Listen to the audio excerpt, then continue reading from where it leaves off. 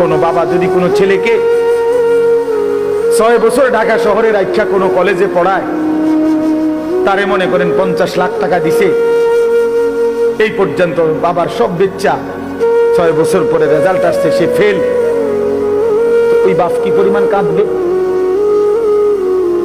যে কি রে বাপ, আমার গত 6 বছরের এই রক্ত পানি করা টাকা, ঘাম ভেজানো কলিজা ছেঁড়া টাকা, তোদের সুখের জন্য আমি 12 বছর বিদেশ করছি, তোদের সুখের জন্য আমি 28 বছর বিদেশ থাকলাম, কোনদিন সুখ কি দেখি নাই।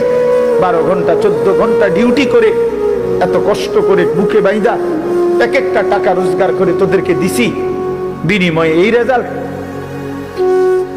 বিনিময়ে এই ফলাফল। ওই বাবা কাঁদবে কিনা বলেন, ওই মা কাঁদবে কিনা বলেন?